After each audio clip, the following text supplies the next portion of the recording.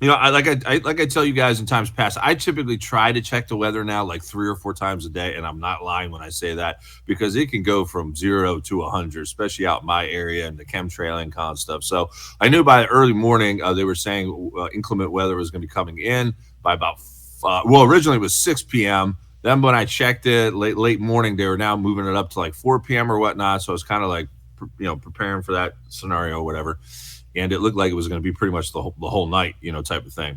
So as we're getting closer to 4 p.m., like around 3ish or something like that, on your phone where it starts beeping, it's almost like an Amber Alert thing, and so it starts beeping or whatnot and saying, hey, take this serious. It's going to be inclement weather, blah blah blah blah. Um, and then the second time it beeped, like 15 minutes later, they were now updating it saying there was going to be probably like 80 plus mile an hour winds. Like we didn't get that in the morning, so I was like, oh, okay, this is gonna be. I should probably take this a little bit more serious, but I didn't. And so I'm kind of sitting around a little bit reading, and then it was about 5 to 4 where like the last alert or whatever it was went off. But this one was different. It was like it beeped like harder, or like it was like louder, but then it was like more sustained. And I finally got up. I was like, what is going on here? And it was a message that said, you got a tornado in your area kind of message. And I was like, oh, okay, maybe I should take this a little bit more seriously. So I went out with the dogs very briefly out on the porch just to see like what was going down. And it was pretty bad. I mean, sustained winds were probably like 50 miles an hour plus in general kind of thing. But then I'm looking down my street, okay, and I don't think it was a tornado. It might have been a microburst or something. But I mean, you could see in comparison to the rest of the hilltops up here, like it was something distinct or something different, and it was blowing, and it was coming right down the road. And by the time it hit kind of the intersection, about I don't know, about 50, 30 yards away or whatever, I told my dogs to get in like real quick into the house because they were freaking out, and it bursted through, and it ripped off my security gates off of the cement, off of the brick, and just tossed it like darn near like almost out into the street kind of thing. Fortunately, right, the house was spared. Got the purple scapular in home. That protection. So that was one of the first things I thought about. But I was just like stunned. Like I literally just like passed through me on the street kind of thing. And some of my neighbors were not so fortunate. Guy down the road goes to the Novus Ordo. He's an insurance guy, and like he had a bunch of like bigger trees on his property, and they all kind of like came in close to his house, all over his cars. Another family right around the bend, the Ryland family, they're a nice Novus Ordo family. Big trees fell down on their big like $100,000 van or like RV kind of thing, smashed trees everywhere. But the funny thing about it was when I went out there with my dad about an hour or two later, maybe a couple hours later, up here on the hilltops, this was like the only road that was affected. So it goes back to my thesis, like this was something distinct outside of like a general, like, hey, you're going to have a high wind situation, like whatever this thing was. I'm reluctant to say it was a tornado. Maybe it was a microburst or something, but it was some kind of phenomenon that just literally came down my street, folks. I went up and down, different roads all up here on the hilltops, and there was no trees pulled down whatsoever, except for my road. It was crazy. But then we went out into town, me and my dad, and the power was out probably in about half, almost seemed like half the town. And then we went into Wintersville. It seemed like half the town was out without power. Most of the establishments were without power. The places that did have power, the lines were in the streets, like to like Dairy Queen and stuff to try to get food, like food or Wendy's or McDonald's or whatever. Like just like no one had power, so everyone was out trying to get food, I guess. And that's the first comment that I made to my dad is, can you imagine if we had something like this and it was just sustained of like a power outage for like a week? People not prepared. Like everyone's out like eating food, kind of thing. Like you didn't have the capability of either making food or have backup power. I'm like, this area is not ready for something more catastrophic than what we just had. So I could have talked about this a little bit more, but since we got Stefan here, that's kind of the nuts and bolts of it. But I am okay. Thank you to everyone for the prayers or whatnot. But that was up and close, up close and personal with that was. Like I said, I just kind of stood there like in shock for a second because I've been through hurricanes before. By the way, when I lived in New Jersey, it was I think it was Sandy, that really bad one that blew through, and that one was like like over 100-mile-an-hour winds. I remember as a kid, I went out there and we were hanging on to stuff, and so I kind of felt what that felt like, and this was definitely comparable, maybe even worse. So whatever that was, I mean, it was definitely 100-plus-mile-an-hour winds, and it just ripped my security gates out of the cement like it was nothing in about 2 seconds. So I got to do some more cleanup today. In any case, Stefan, welcome back to the show, and fortunate we're doing a show here today. How you been? How's Canada been? And I know you want to talk. You want to talk some here today. We'll integrate some articles into the equation. I know you guys formally have a new leader there with Carney, right? He officially won, and so I don't know if you got any comments on that. But welcome back to the show. Well, thanks for having me back, Eric. What a story. My guess is it was a tornado. You think so? Yeah. Yeah, Well, I it sounds like it. Well, let me ask you a question. Every time I've experienced a tornado, which is I think 3 times, and this is in a country that never had tornadoes. Growing up as a child, we never had them. Never, ever. It was something that only happened like in Oklahoma and Texas, But I've now lived through 3 tornadoes. My experience with tornadoes is that the sky turns green. Did you see a kind of a greenish tinge in the sky? I did not, but like I don't know. Like since I was out there and it happened so fast, like literally when I checked my phone, I was like, okay, like maybe I'll take this like serious now. Like I stepped out, with the dogs, just kind of peeking my head outside of the brick porch. My house is like completely brick, like old school brick. So that's fortunate. It's not like made of crap. But and I looked to the right, and like I said, like outside of my street, you could see like sustained winds, or like just it looked different than what was happening up down my street. Yeah. And it was kind of swirling a little bit. The only reason why I hesitate to call it a tornado, because I mean I've seen them from a distance. Like we had one that I could see from the neighboring town. It was about like 5 years ago. We could see it off in the distance. But like it like swirls at the bottom and it kind of gets bigger, like a triangle kind of almost thing. Like I didn't see that, but maybe that's because I was so like close to it. If that makes sense. Like maybe it was so close to me, I just didn't kind of recognize it. Yeah. But the way it was definitely swirling, and compared to everything else I saw on the hilltops, I was like, "Oh, this is like this is serious." And it came right down the street, and I really didn't have much time to move outside to tell my dogs to kind of get inside like real quick. Yeah. And it happened in a matter of seconds. Like I'm telling you, like within probably like 5 to 10 seconds of me actually seeing it. And then it just ripped kind of right through. And I was just stunned as I'm watching, stuff get ripped off, the awnings get thrown everywhere. And my neighbor across the street came out some hours later, said all his trees got ripped down. But again, Yeah. So maybe it was you got the dogs safe and everybody's safe. And I would still my guess would be that would be a tornado. It doesn't always go down into a perfect cone shape, with. Oh, okay. Mm-hmm. Sometimes it's just a little bit bigger, and then later on it goes into it. I don't know.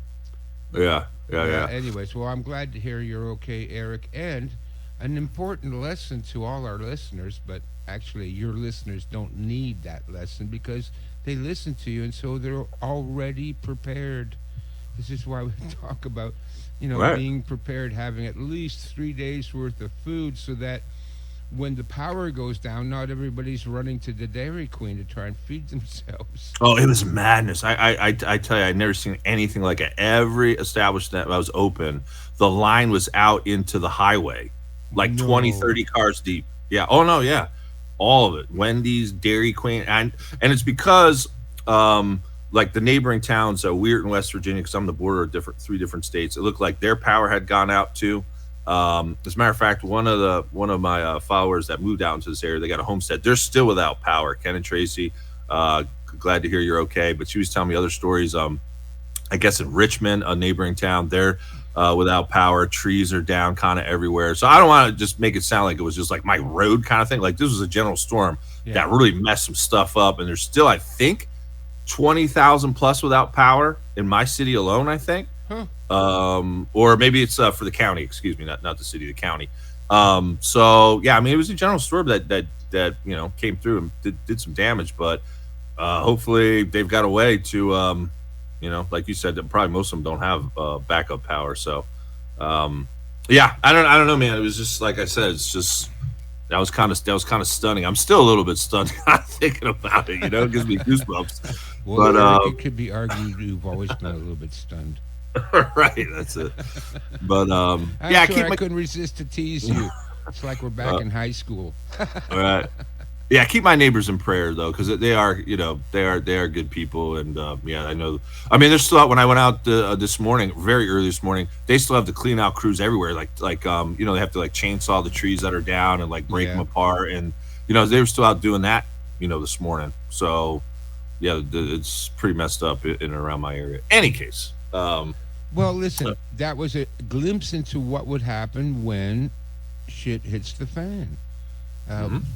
We've talked about this many times already. We know that that's what's going to happen. And you've lived through it with the Hurricane Sandy there. I remember getting a lot of important lessons from Hurricane Sandy. How people from North Carolina were driving down there with truckloads of food and supplies. And, there's people on the highway there pulling them over and robbing them. Remember that? They don't talk about that too much. Yeah. Anyway, I remember that. Yeah. Well, there's people that was coming down from even New York, and they wanted to, get close to the beach and kind of whatever. And so some of those people almost got washed away. I remember, hearing on the news reports, like, they got too close to the beach and whatnot. Yeah, that was pretty devastating, that storm. It ripped away most of the boardwalk that I worked on as a kid. Yeah, it was bad.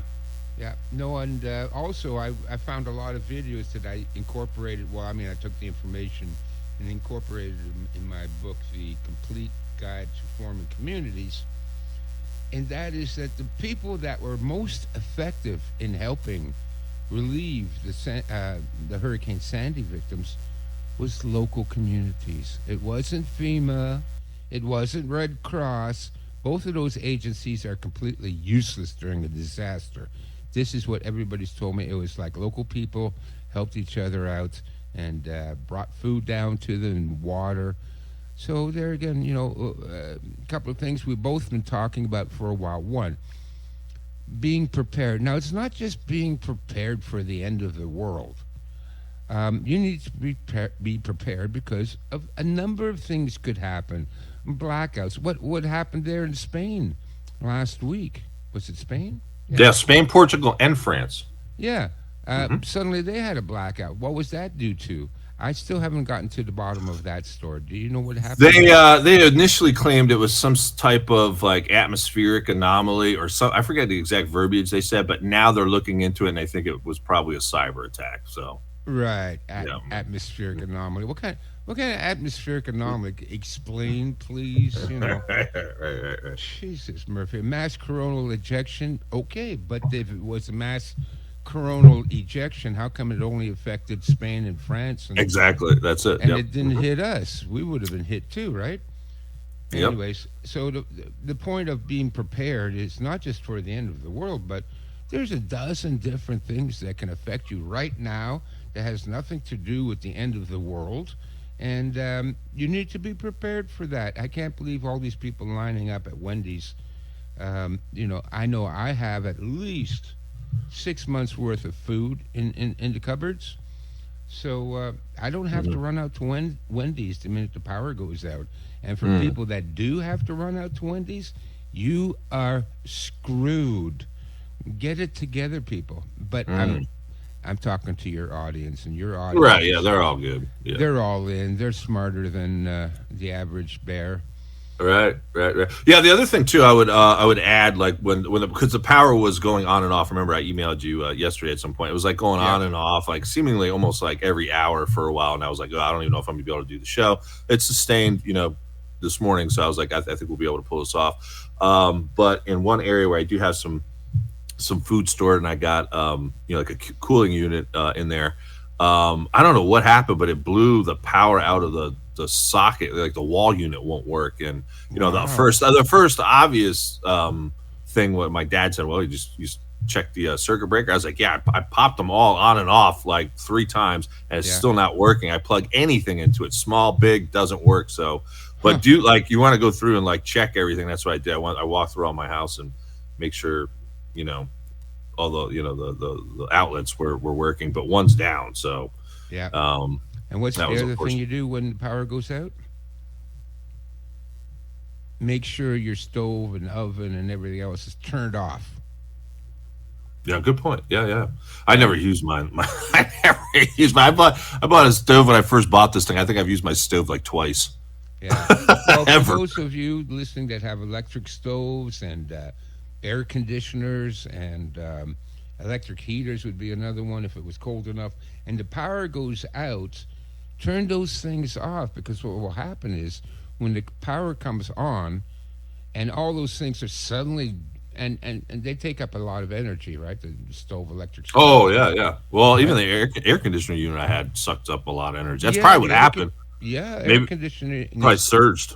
Yeah, so now you're getting a big power surge, and that might blow out all your fuses again. So, and also, let's say you were cooking and you had the stove on and the power goes out. Now you're distracted, okay? And the power comes back on and you're running around trying to figure out where to get started again in your day. But now the stove is on. Better pay attention, or otherwise, you're going to have right. Yeah, good point. Yeah. So if the power does go off, folks, remember, first, turn off everything that uses electricity for 2 reasons. One, you don't want this coming on while you're, down the street talking to your neighbor, and suddenly your electric stove comes back on and it burns your house down.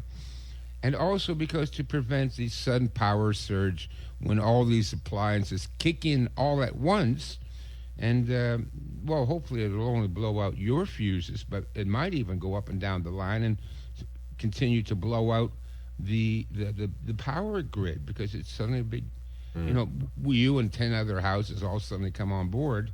Maybe that's why. Possibly, yeah. That definitely, yep. But anyways, it's a safe deal.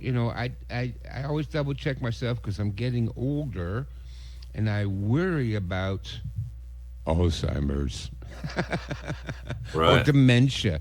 Well, you start to forget things when you get a little bit older. I mean, I can remember things that happened 60 years ago like it was yesterday. Ask me what I had for dinner last night. Yeah, no, I hear it, man. It's frustrating with my syndrome. I go through cycles of that where I can't even remember what I'm talking about like mid-sentence, let alone what I did yesterday. No, I'm being serious. It sounds funny, but I'm not trying to be overly dramatic, but I'll literally be like, what was I just talking about? I mean, my folks know that because sometimes I do that on some of my solo shows. I'm like, I don't even know what I was just talking about. But it could be very frustrating. But I guess I'm getting an early taste of old timers, I call it. That's what I used to call it as a kid, old timers. Old timers, yeah. Well, look, we are fallible creatures, and that's what happens. Anyways, so that was the safety tip for today. But your listeners already know that because your listeners are brilliant. They're smart. They tune into Tradcat Night, and so nothing is going to catch them by surprise. We cover it all, right? Yeah. Yep. Amen. Yeah, good stuff.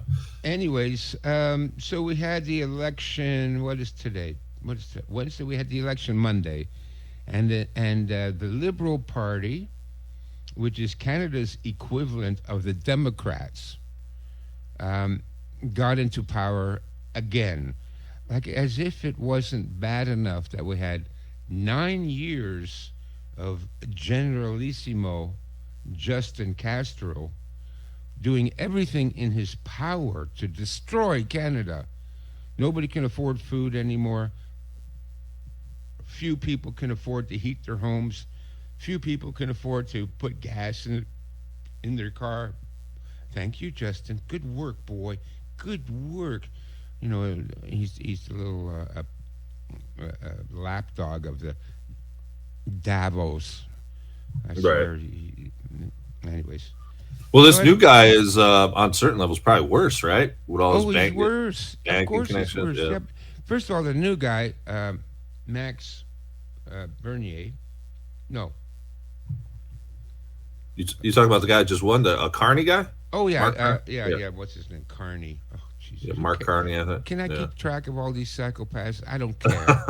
I mean, none of these people leave an impression on me, other than that Max Carney. Carney is. Uh, I mean, you look at the guy. The guy looks evil. What? What don't people? Look. I know the saying, and this is a terrible saying, and that is, you can't judge a book by its cover. Bullshit. You can judge a book by its cover. If I see a 300-pound, blue-haired woman with nose rings, I already know this woman is going to be trouble. Okay, nothing good will ever come from such a creature. I'm sorry to all the 300-pound blue-haired women with nose rings, but I call them the Walmart wildebeests. Yes, the Walmart wildebeest. Good term. Yeah. Look, nothing ever good comes from those people. You know it, I know it. And so I'm judging the book by that cover. But take a look at Mark Carney.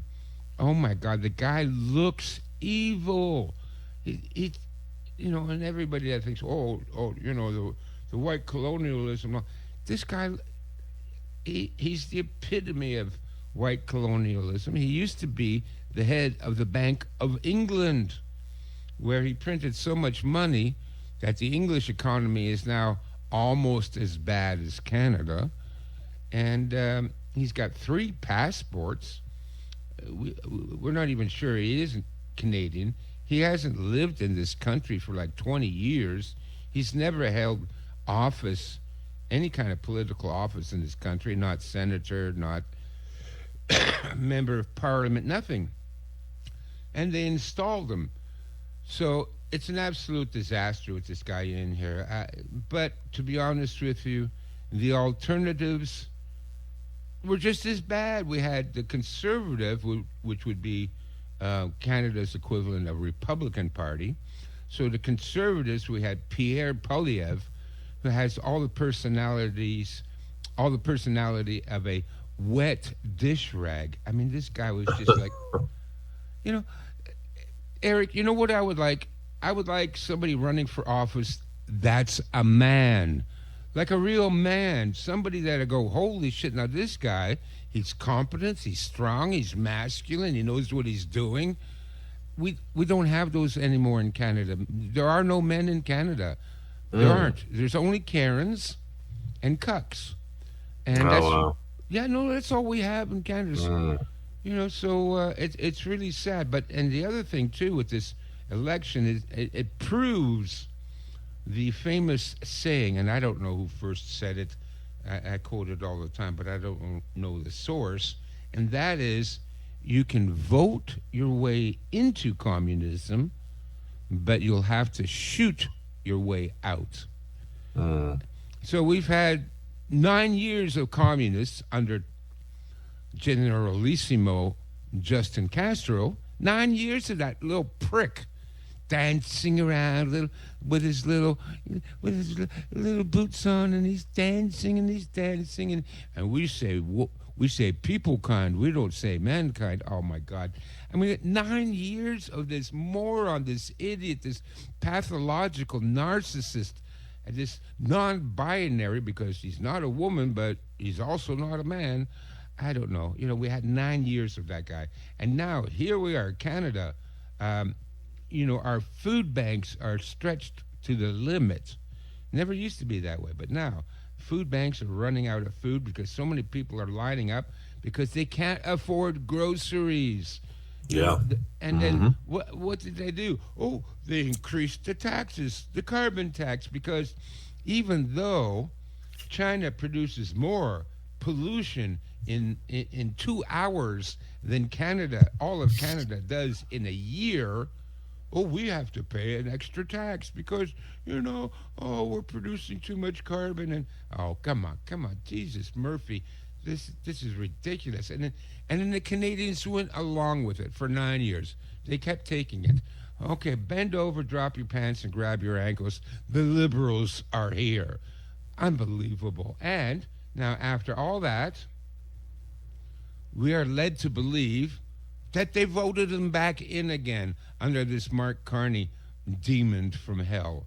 And so it's yeah. How do you think? How do you think it's going to go now between Carney and Trump? Because Trump's been talking about taking Canada as the 51st state or whatnot. Now that it's back with the liberals, you think he's going to start doing tariffs on you guys? Talking tough like he's been doing with China or whatnot. I think that might be the first thing he does is tariffs. But he's always talking about using our military to take over different things. And God forbid he says that about Canada. I'm like, I would want you guys to take us over at that point. I'm like, please just come down. I said that from the first time I heard about Trump saying Canada should be the 51st state. I said, I'll be at the border waving the American flag. Come on, guys. You only need to send over, maybe 6 guys to take over Canada. Because, what, you think Canada can defend itself? We've got the drag queen story hour as our military. And then we had the non-binary Generalissimo Castro, and now we got this guy. There's a video of him dancing, okay? Now, I know this sounds really extreme, but from my point of view, just the way that guy dances, firing squad. Yeah, a little fruity, doing a little fruit loop dance. What an idiot. What a moron. Unbelievable. Listen, if you can't dance, then don't dance. Or at least just jump around or something. But, Ed, right. What can I tell you? So that's what we got here. But like I said, if you can vote your way into communism, but you have to shoot your way out. And this is a classic example. The liberals are communists. Make no mistake about it. What a collection of freaks and God knows what. We had Chrystia Freeland, who was the vice prime minister or something like that, a position we never used to have. You see her, she's twitching around. The woman is having a mental breakdown, and you can see it on camera. What a weird creature she is. She needs help. Probably all possessed. But she's in charge of the finances in this country. Oh, give it a rest. So that Canada put up with this garbage for 9 years. I mean, really, they should have all been arrested, charged with treason, and stood in front of a firing squad. That is what normal people would have done to this collection of freaks and clowns that we had in here for 9 years. But no, now we got that again. So Canadians don't deserve their own country. I'm sorry. It's a nation of cucks and Karens, and they don't deserve their own country. They have no pride in themselves in this country. What it used to be, what a great country it used to be. Now it's another third world shithole, and they want more of it. They want more. So, anyways. And we'll see what the trade wars does in this country, because a lot of people are warning big box retailers here, saying be prepared for this summer, because the shelves are going to start looking pretty bare. And then here's a few headlines here from this morning. Like I said, we'll integrate some headlines. U.S. consumer confidence has just plunged to the lowest in 5 years over tariff concerns. Port of Los Angeles warns shipping volume is going to plummet almost 40% alone next week. U.S. economy shrank in the first quarter of the year, accelerating further recession fears. In my humble opinion, after the stock market crash here, it's going to be worse than a recession. Personally, that's my position on that. Experts sound the alarm on product shortages as China exports to U.S. plunge. I mean, China basically in retaliation to Trump tariffs is saying, like, we're not even going to deal with you guys. We don't need you guys. We got the BRICS nations. We'll trade with other countries, type of thing. And then the major headline for the day actually is over the last week, India and Pakistan have been really going at it. And Pakistan is now warning that they have credible intelligence that India is going to strike within the next day and a half. And this probably came out yesterday, so I'm assuming maybe by night's end. And I forget what country has the warheads or whatnot. I want to say it's India, but I mean, one of those countries I know has a huge. But they both do? Okay. Yeah. So that's no joke over there. Like, a lot of people are like, I don't care about India and Pakistan. Like, they've got some serious firepower. So maybe that erupts now. And then, of course, the back and forth between Israel and Iran still going on. And so, a lot happening geopolitically still, too. Putin yesterday warned, Europe again that he was going to nuke them. So, I don't know. It's more of the usual. Oh no, bird flu's back in the news. We talked about that one yesterday. If we didn't have enough of that, bird flu is back. So Yeah, and it only affects chickens. right, yeah, coming We from have to kill all your chickens, Eric. Here comes the government to kill your chickens. It doesn't affect any other birds. No. But actually, it does. Here in Canada, we have out in the west coast, we have an ostrich farm. Oh, dude. And the government went to the ostrich farm. They have like 70 or something like that ostriches, and they want the owners to kill all the ostriches because of bird flu. Yeah. All right. Oh, and the other headline here too is the Dow dropped 400 points.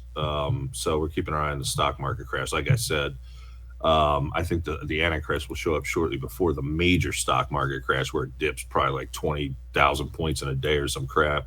Yeah. So that seems to be like the major news of the hour is stock market dip, India China thing. Trade wars continuing on. Oh, and I forgot to mention to you too, because we didn't really talk before, and about the whole banking thing. Man, where was that headline? Because I saw another one.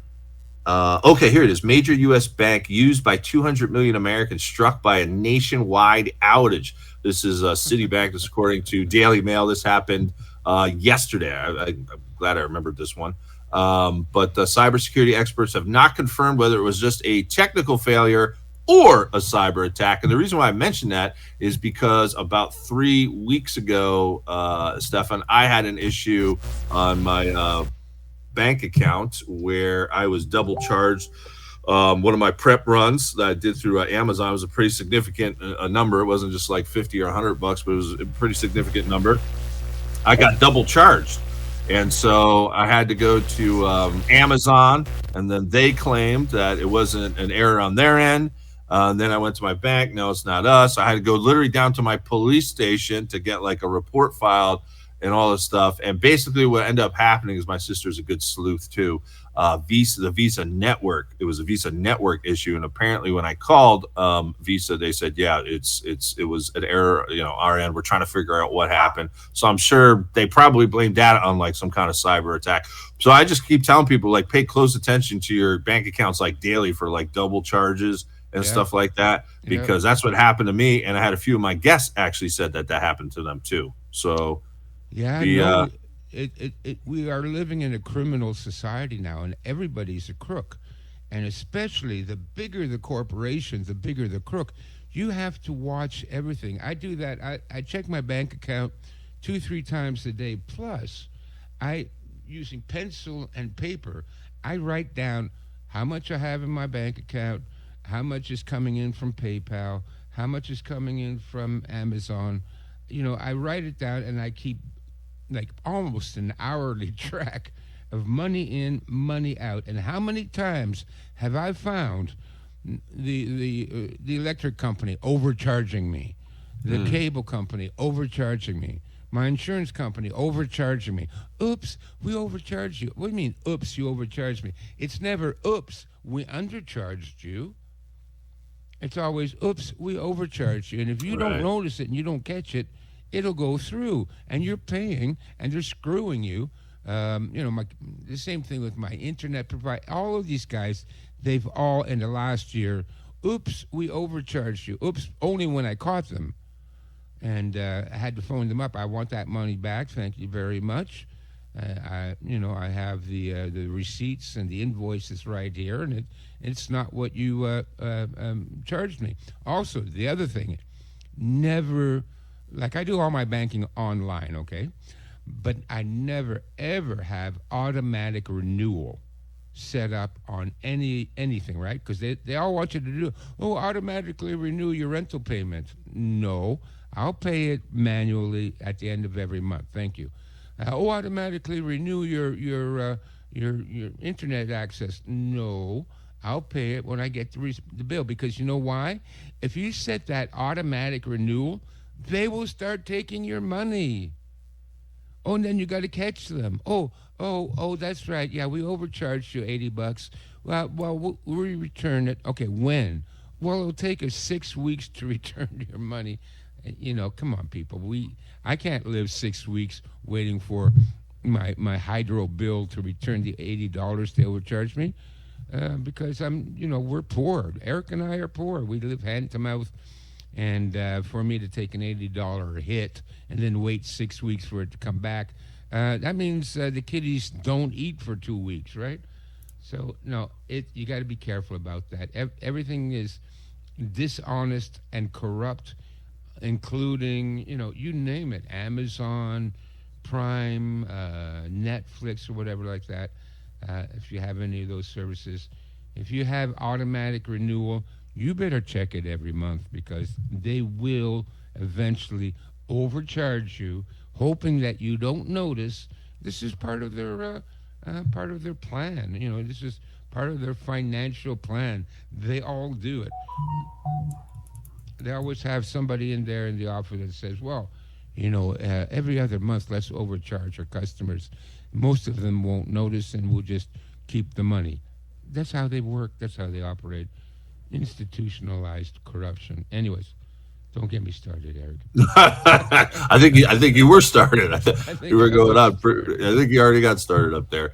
But yeah, I'm just kind of taking a look at some of these other headlines. I don't know. I don't really see anything outside of what I mentioned already that's too major. Be honest with you. I mean, they're still concerned about inclement weather, I guess. Here, we were briefly talking, I think, before the show, like out here in the Ohio Valley area, we're still getting the disparity between like the cold and hot, or the highs and lows seem to be like stretching out, where it was like, I don't know, like a decade or so ago, it used to be like, like normal. I don't know what it used to be, like 25-degree difference between night and day. Now it's like 40, almost 50. Like I remember there was one day last week where it was like 35, and then the next day it was like 85 during the day. It was like a 50-degree difference. So, I mean, when we brought on the Provident Prepper Duo team, and I think I had Erica Nygaard on, she's another prepper out there in Iowa. We talked about that for the people who are really like doing gardens. Like, how do you manage that when there's such a disparity? You don't know if frost might come in. You don't know about if flooding could hit, quickly. The weather could change. Like, navigating that's got to be really tough if you're like, and I'm not a big gardener, by the way. I got a hydroponic system. I don't do anything outside, but I don't know. Just your thoughts on navigating the inclement weather. And also my dad said, with the electric company here, there's going to be a pretty significant price hike starting in June. So you might want to pay attention to what your utility companies. I don't know if that's going to be like a universal thing and, or whatnot, but, they're going to start. Screw us. That's every big corporation is out to screw us any way they can. And so you got to keep your eyes open on your bills, keep track of your credit card. Make sure there's no unfamiliar charges suddenly appearing on your credit cards or on your bank account. Like I said, I never click on the automatic renewal, because that is a license to steal. Yeah, about the other things that you talked about, let me just address them quickly. First, about the increased prices of imports from China. I don't care. Don't buy anything from China anyways. It's all garbage. How many times have I bought some electronic product from China and a week later it stopped working? China doesn't manufacture anything good anymore. Now, way back in the 1950s, it used to be a pejorative slur to say something was made in Japan, because at that time, Japan was where China is now. They were, they had a lot of small businesses starting up and getting into electronics and toys and you name it. And they cut corners to make a profit, and they were producing crap. Now, China produces crap. They can't even build bridges or apartment buildings anymore, because they build it literally out of sand, and the minute it rains, it all collapses and hundreds of people die under the rubble. It's unbelievable what's going on in China. So who needs that crap? Don't buy from China. I don't buy anything from Amazon. Every time I buy something from Amazon, we know it comes from China. And if it's clothing, then the clothing will stink. It'll give off fumes, toxic fumes. Why? We don't know. Is it something they washed it in something, or the fibers that they used were treated with some kind of chemical? You buy a sweater from Amazon, you open the package, you're overwhelmed by these toxic fumes. It's from China. That's what they do. They can't make anything anymore. Not that they could anyways, but certainly now it's gotten worse and worse because China's going through the same thing we are. Their whole civilization is based around criminality and crooks, and everybody's stealing from everybody else, just like we are here. Everybody's got to steal from somebody to survive. And so why do you need all that Chinese crap anyways? The electronics suck. They break down. Other things like shoes. Yeah, buy some shoes from China. And then when your feet swell up with scabs and blisters, well, it's because of the chemicals in the shoes. It's unbelievable, Eric. It's just garbage. Don't buy anything from China. Screw them. If China goes bankrupt, and they are quickly going bankrupt right now, they're not going to last another year. Trust me. And Xi Jinping, that little dictator psychopath, he's losing it, okay, because there's so much unemployment, and now it's turning into hunger again, okay? The Chinese have a long history of starving, and the videos that come out of the Chinese people in mobs running around robbing stores and street vendors and farmer markets, and I mean it's the Chinese have turned into the blacks. They're just robbing and looting everywhere they go, and that's what happens. I think that's what we're headed towards. I mean, I don't think it's just the United States. I mean, obviously, when our stock market, crashes, it's definitely going to affect, European countries. I mean, it's going to affect probably most countries to at least some degree, but probably certain countries a little bit more than others. But I think this summer is going to be crazy with riots, and there's even some prophecies. Marie-Julie Jahenny predicted France going up into like complete anarchy, and they've been pretty bad the last 5 years to begin with. And I got to think with all the multiculturalism and them hating their country and Macron, I think this summer is just going to be brutal, and it's probably going to be brutal here too because Trump's approval rating's down to like 39%. He's still talking about taking over Greenland and all, Gaza and everything else, and they're not liking what's happening with the tariffs or whatnot. And then, there's so many different moving parts with that, but there's already these 50-51 protests, they're called. Those are by leftists, but even some conservatives have had it up to here with Trump. So, and I've always said this from day one, back to like 2015, that Trump was the puppet to get revolution or civil war in this country started, and you're going to start seeing states fighting with the feds, state versus state. Like, you're going to start to see that happening here in our country. So, that's why I see that. I think a lot of distress of nations, Jesus said in Matthew 24, unparalleled. Yep. Well, it's not just America, and it's not just Canada. We know it's the whole world. As far as the stock market dropping, who gives a flying F? I don't care. The stock market is a rigged game. It's completely and totally dominated by psychopaths. I mean, Jews, but I repeat myself. Right. Well, the people that did care about it were people who lost a lot in like IRA accounts and stuff like that. You know what I mean? I keep telling people, like, the only thing that's going to be left is this stable coin thing. Like, you better get money out of IRAs, Roth IRAs. You can forget about your pensions. You can forget about Medicare, Medicaid. Like, you need to act as if you don't have any of that income. And people were getting pissed at Trump when that major dip happened, whatever that was, like a month or so ago, and people said they lost like 40 or 50% of their IRAs. I'm like, that's a sign of things to come with the big crash coming. So get your money out of there. Yeah, get your money out of there. That's what I advise people to. Like, all of this is going to go anyways. So while it's still worth something, cash it in for gold and silver, or cash it in for extra food supplies and ammunition, because those things absolutely those things will be a lot more handy than your worthless greenbacks will be, right? That's the way it's going to go, and it's going to be the whole world.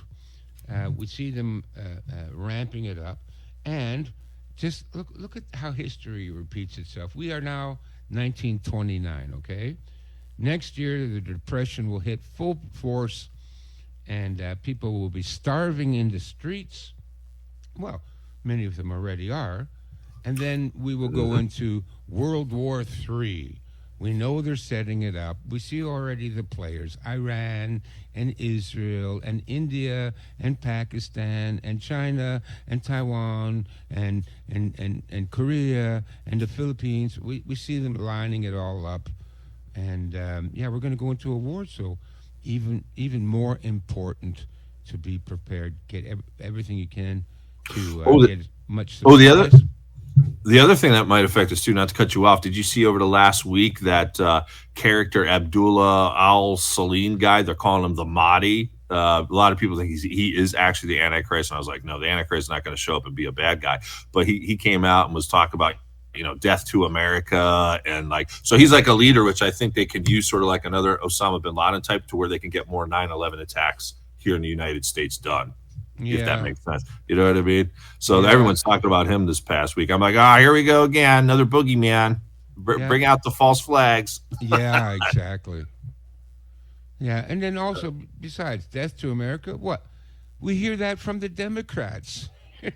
Right, yeah. Well, he looked like a Democrat. He looked like Negan from The Walking Dead. I was like, this guy doesn't even look like, some kind of irate. He looks like, he's a CIA agent, I'm sure. Yeah, of course. Threw a little turban on his head. Yeah. Yep. Oh, listen, folks, we only have each other to rely on. And so get prepared. And I know your listeners already are prepared. But the second thing is start to build communities. We've talked about this before. I'm a broken record on this subject. You got to get together with people you can trust and look after each other when things go bad,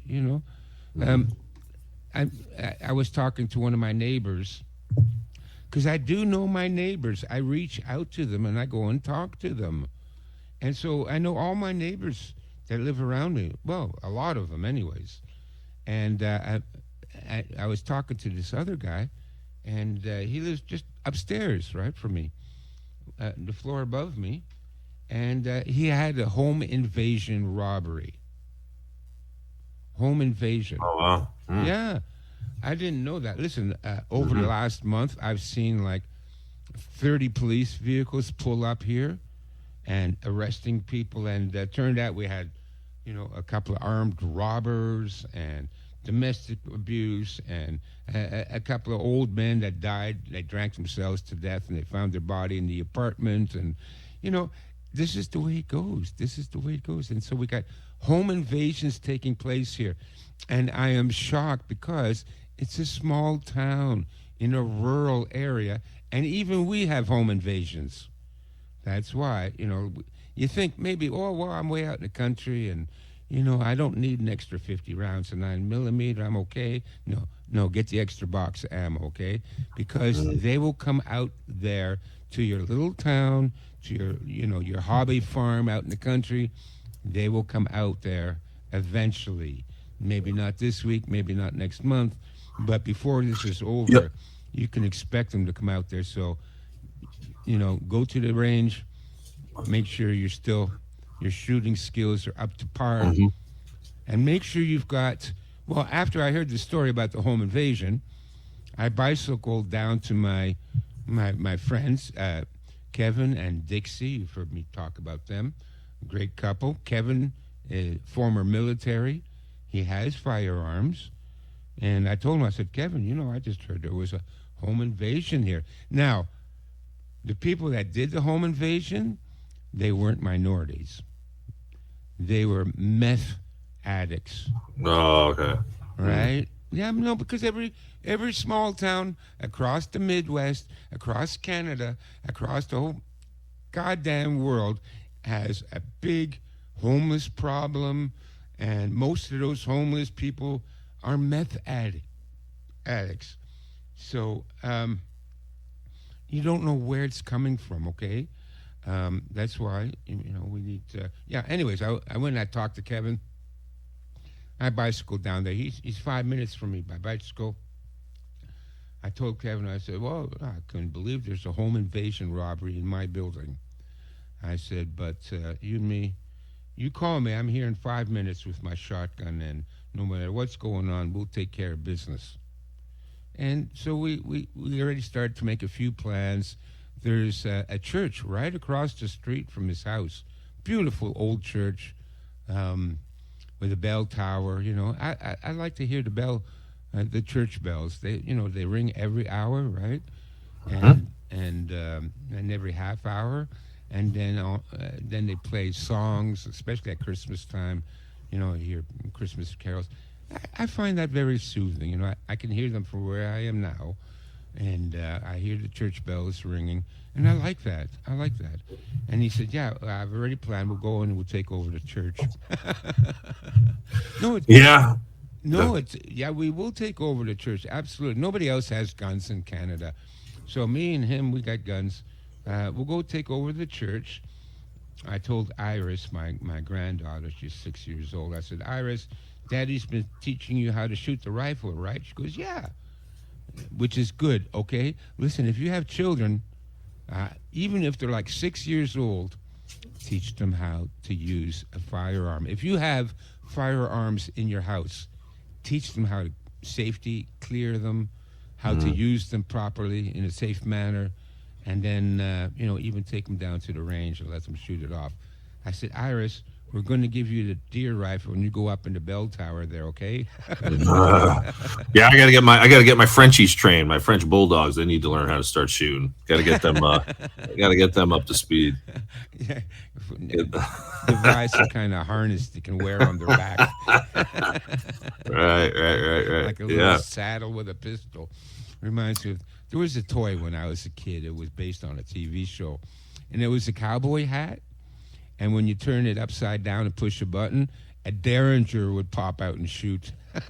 Well, they are. I will say this. I mean, they are, and this is not. Well, I didn't necessarily get them for this reason, but they. I mean, I would assume most dogs are, super protective of the home and all that kind of stuff. But they do. They have their ears, man. They can hear something. It's at night, and they can just hear a little whatever outside. I mean, they're like right away. So it's like, that could potentially ward off at least some potential, and I've got like warning dog signs outside. You start hearing, three dogs bark, different voices barking like that. That could definitely deter some people. So, but yeah, their ears are, the sensory on them is great. I mean, it's absolutely just amazing. Great alarm systems. Yeah.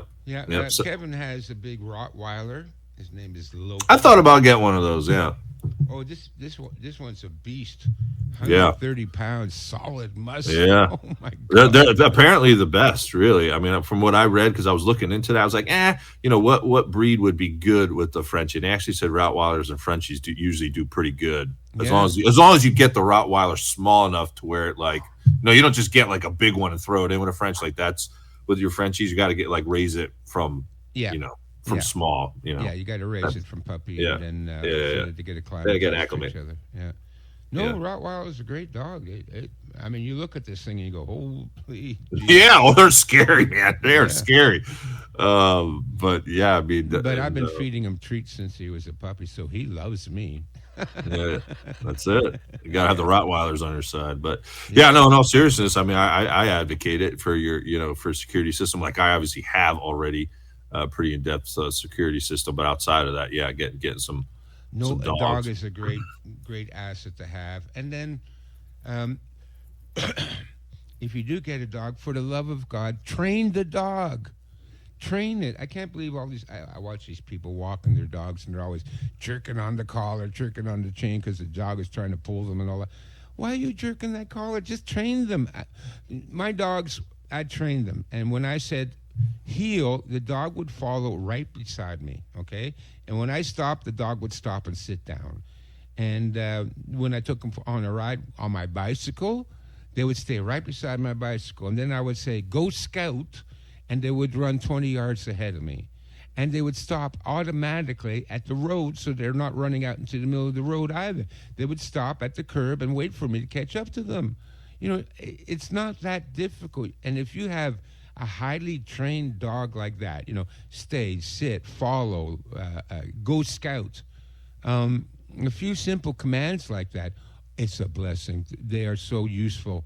And my dog, I never had her on a leash. Never. No. The first time I got her, she was a puppy. I put her on the leash, and she absolutely refused to move, no matter what I did. And I said, okay, you're going to be like that? Then you better be goddamn trained. And so I took the leash off when I started training her. I never had her on a leash. Never did. Because she obeyed every one of my commands. So it's not that difficult. There's YouTube videos to teach you how to do it.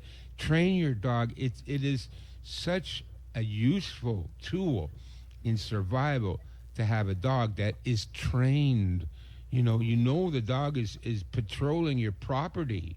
Right. That, it's like an extra a pair of eyes and an extra person in your defense team. They're keeping an eye out for you and your family.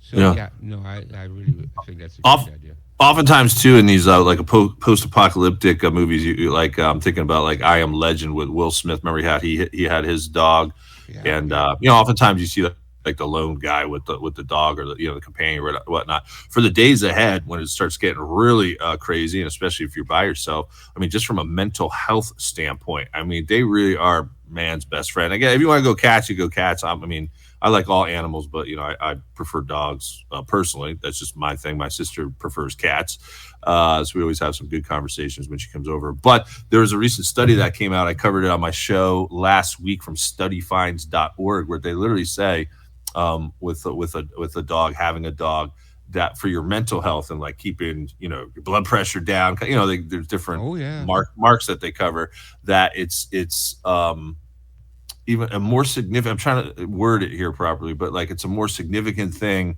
to even have a dog over a spouse. I was like, that's pretty sad. Kind of thing. They said the only comparable thing was like a father-son relationship or like a mother-daughter kind of thing. But like just like between spouses, they said it doesn't even compare to like having a dog. Like it's better for your mental health, better. And I was like, I could see that. I could see that, I could see that too. I love dogs. I love all animals like you. And I've got cats now. They're a big pain in the ass, but I love them anyways. But I absolutely love dogs. And which is one of the reasons why I don't like Islam. Can you imagine a religion? Yeah, I've seen them videos, that hates dogs? Are you serious? You hate dogs? The most beautiful, gentle, loyal, loving animals God ever created, and you hate them. Okay, that tells me all I need to know about Islam. Never mind the fact that they're okay with having sex with 9-year-old girls. Yeah, I'm outside of other things too. I've seen those videos. They're more than disturbing. Oh gosh. No, don't get me started. I can't stand to see any video that involves animal abuse. Cruelty. I can't watch it. I accidentally watched a couple of videos years ago. I still have nightmares.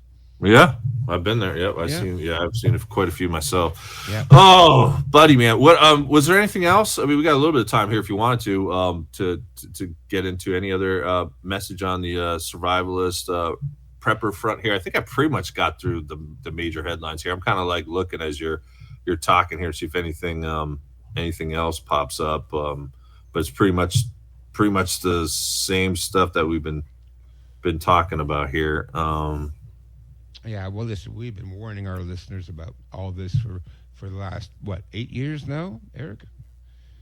Oh, yeah, a while. Yeah, it's been a long time. It's been a while. So, no sense in us keep repeating ourselves. We all know the plan: food, medicine, water, ammo, and family and friends, community. Go and talk to your neighbors. I know all my neighbors. They know me now, and we get along really well. Now, can I rely on them if the whole world turns to crap? No, because they're not battle proven, all right? They're not battle tested. Right now, everybody's friendly and happy and helping each other out, which is nice. I help them, they help me. We're one big happy family, but they're not battle tested. We don't know what's going to happen when things really get bad. Mm-hmm. Yeah, no, that's just it. Yeah. No, I was going to say that's just it. I actually had that written down, and I didn't even get to that point on my solo show yesterday in regards to who to trust. One of the principles to being an eagle is test before you trust.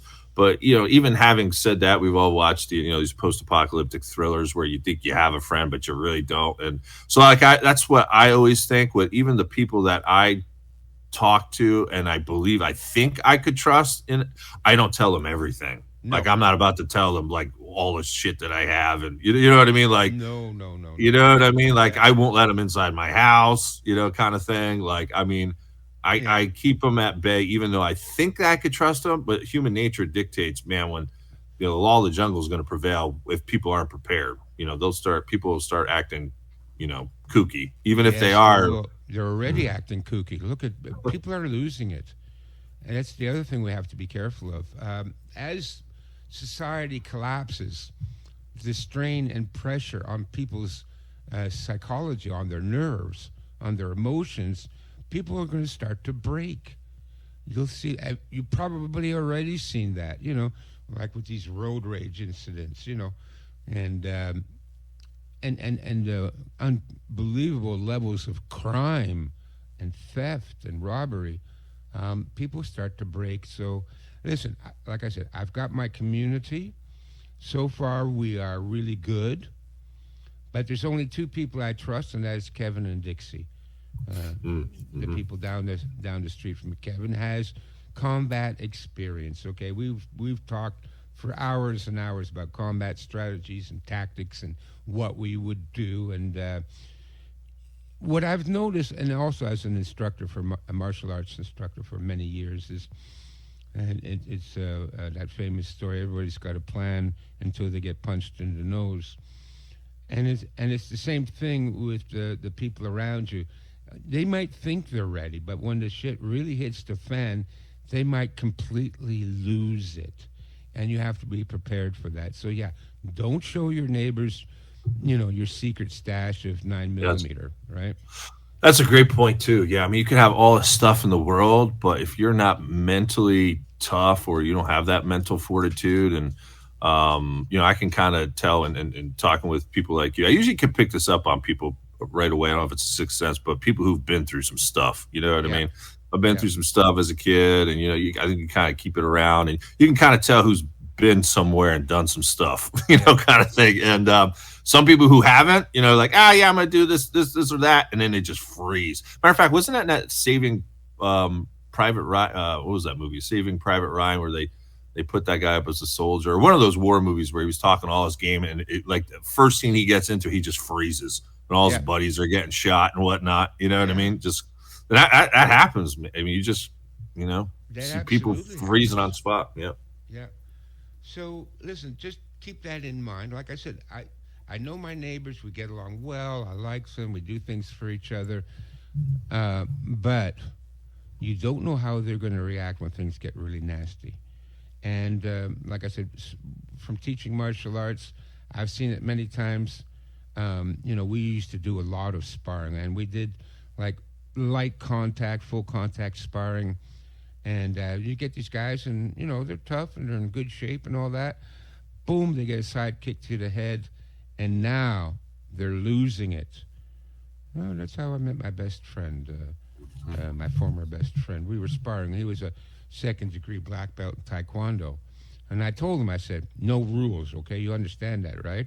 Other than no biting, no eye gouging, no ball grabbing, right? He says, yeah, I understand that. So he threw a kick at me. He telegraphed it. I saw it coming. I scooped my hand under his kicking leg, lifted it up, and boom, it goes onto his butt. So now he's lying on his back on the floor. And this is what I used to teach guys too. Like, if you fall on the floor and you get up, don't get up on your hands and knees. But he did, right? So you're on your back. So then he rolls over onto his hands and knees to stand up. And, he turned his back towards me, so I jumped on him.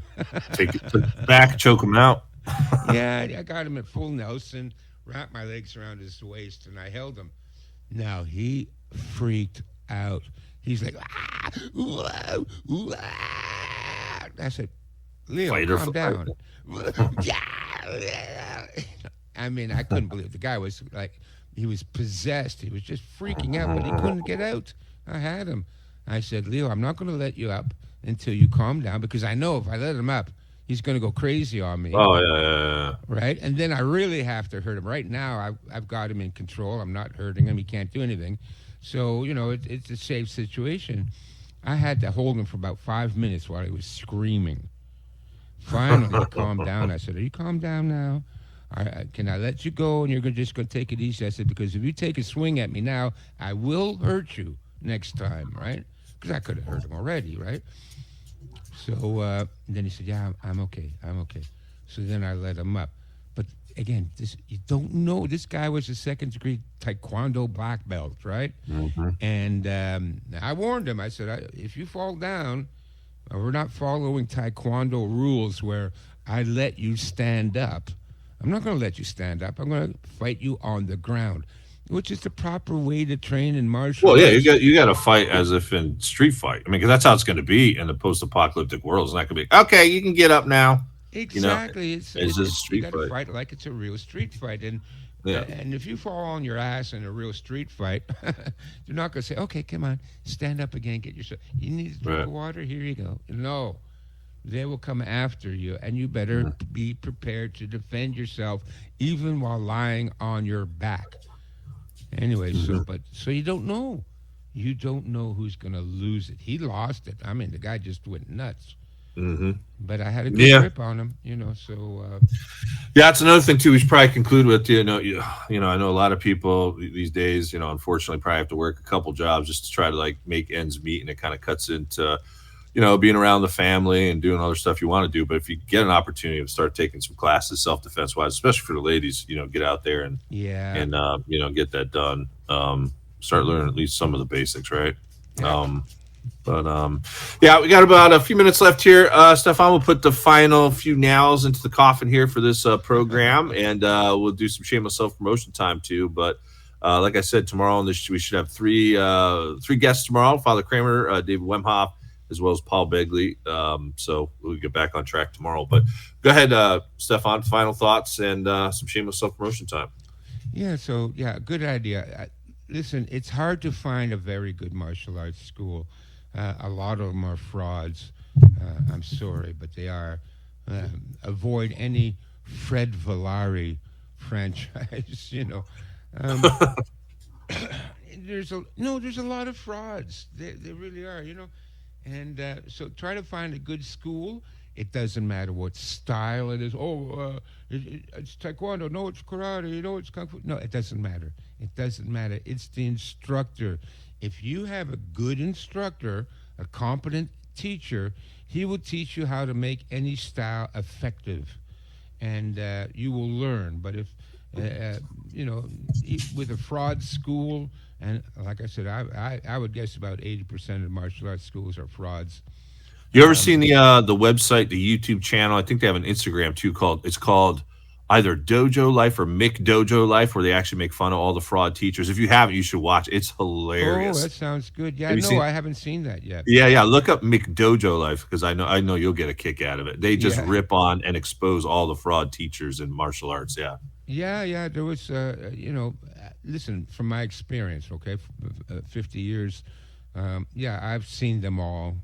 I know all about the phony dojos, because I used to make it a point to go from dojo to dojo. I lived in California. I visited all the dojos in San Francisco and Malibu, and I go and visit them all, and I can tell pretty quickly bullshit. Even in China, and there was a lot of bullshit martial arts teachers in China. Everybody thinks, it's China. They're all like you see in the movies. No. There's just as many frauds in China, just as many dumb turds that trying to screw you. So no, find a good teacher. You'll know when you find a good teacher. Okay, they don't brag, they don't boast, they don't show you their they just do their trophy room, right? Just down to earth, practical people. Tend towards the jujitsu. I find that more effective. Or one of the standard karate styles like Gojo-Ryu or Shotokan. But the other thing too, I have a friend that lives in Colorado.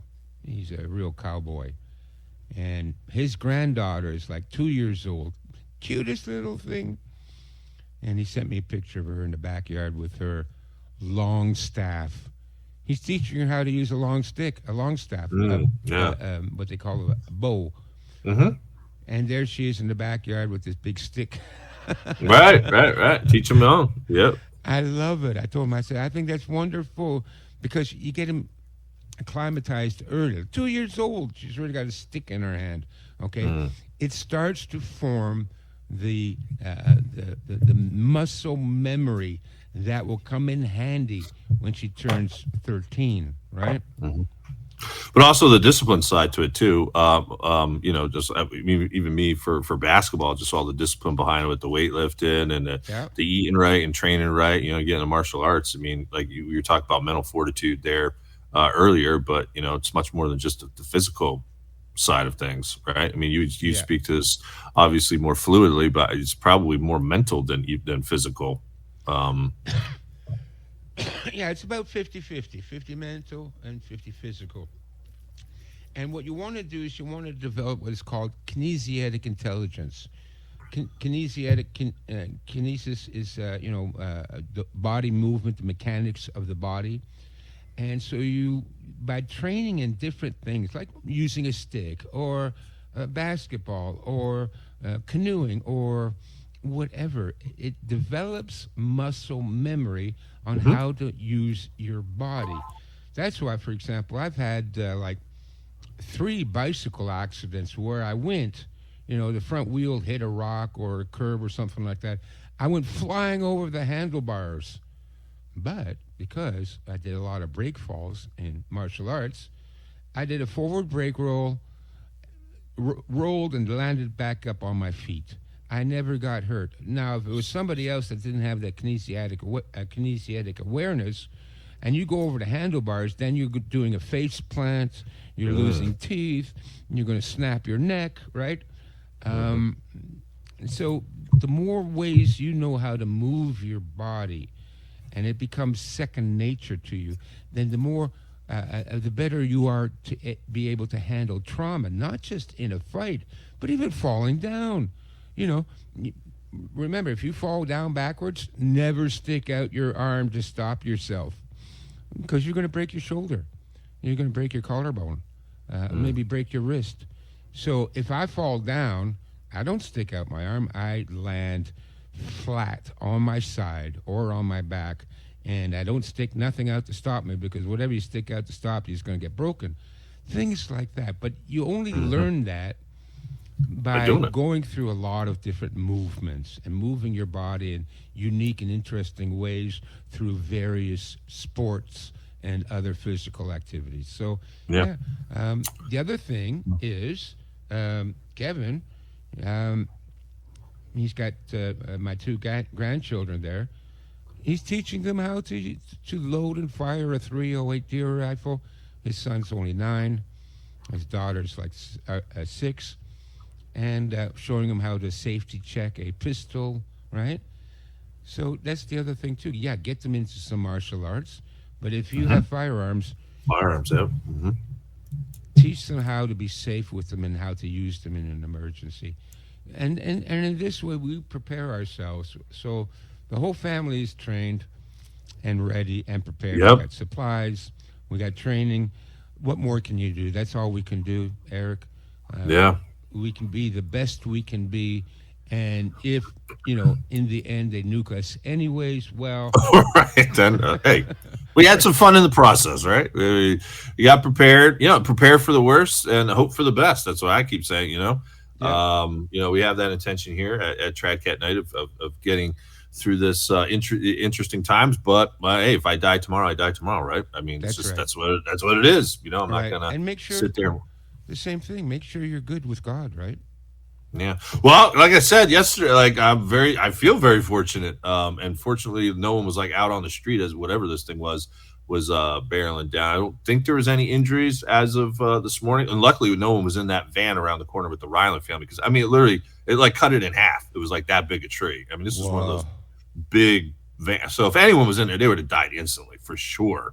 Yeah. And they're preppers too, by the way, the Ryland family. I mean, they're always getting in food from the Amish, and I always talk to them like they pretty much know what's going on, even though I don't agree with some of their points that within Catholicism. I don't think they fully get what's happening in the church, but they're very nice people, and they are preppers too themselves. But it can happen to anyone, like in an instant. And like I said yesterday, I kind of, keeping me on my toes. That's kind of how I feel like this morning. Like, hey, be on the ball even more so. Stay on your toes. Stuff can happen in an instant like that within 5 minutes. Yes, I went from not taking it like too serious to like, hey, my security gates are they're all over the lawn. Type of situation. That's something that the wind would rip your security gates out of the concrete. Oh, it was easily 100+ mile an hour winds. Because like I said, I've felt what that feels like during Sandy. I remember goofing around with my brothers on the lawn, and we would hold on to something, to be like, I don't know if it was a tree or something like that. And we were just like, let's see what this feels like. And feeling what that passed by, I was like, that's comparable, if not worse. And it just happened in a blur. It was just like, it just like passed through. You can almost kind of like just feel it passing through. That's why, I'm kind of still hesitant to say it was a tornado. Although my sister, I failed to mention this earlier, she did say that there were reports that the tornado did touch down east of Wintersville, and that would be Steubenville. That's my town. So I don't know. I haven't heard any confirmed reports, but I don't want to sound like a drama queen and make this story, turn me into some kind of whatever, something more, you know what I mean? Like, oh, Eric survived a tornado. I don't want to make it sound like that, but it was pretty freaky, man. I'm not going to lie to you. My hair's getting wet. Right. But, do keep those families in your prayers affected, because they're still cleaning stuff up, out there. It's pretty messy. In any case, Stefan, before we let you go, shameless self-promotion time. Where can people, find your stuff? And I still think you're doing one-on-one sessions too, right? Absolutely. Yeah. So I offer 3 products. I guess you can call them products. I don't know. Number 1, the Survival Library, over 320 books in PDF format, so you can store them on your tablet or even on your smartphone, and you will have all that information at your fingertips if the power goes out and then the lights go out and all. Now you've got books on how to,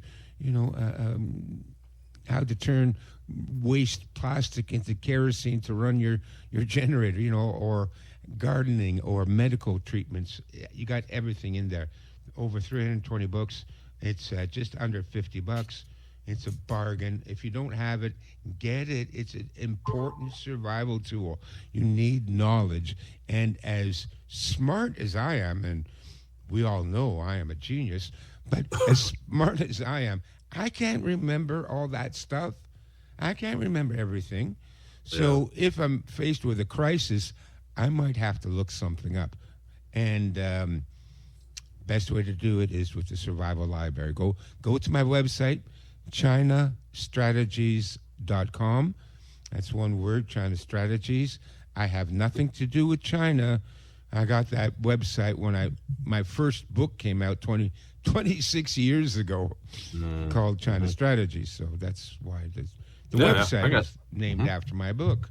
People think I have something to do with China. I don't. Chinese agent. Yeah, I get I'm you. a Chinese operative. No, I'm not. Right. I wish I was, because then I'd have a lot more money. Right. No, I get you, man. Well, like you said, the more you have on hand, while you're going through this stuff, because like you said, for any one of these particular scenarios that you're going through, if you haven't been through it enough, you're going to have to rely upon, stuff like this. Like, okay, how do I do this in this situation where you don't have a whole lot of experience? So this is why, the more the merrier, right? And that's what I try to do. Try to keep as much information around me as possible, print and on jump drives and everything else. So appreciate the time, Stefan. Like I said, 3 shows for you tomorrow, and got to get back to doing the cleanup here. But folks, appreciate you all tuning in, and until next time, stay safe and God bless. All right, we got an hour and 22 minutes in. Perfect. That's what I want. A nice Yeah, no, I wanted because I'm not doing any other shows today, so I wanted to do an extended show today. So yeah, and we covered a lot of topics, so that was good. Yeah, it was a great show as always, man. Warning: our neurosensors have detected subversive thoughts. We will now activate our 5G control towers and erase the last 42 minutes of your memory. Stand by.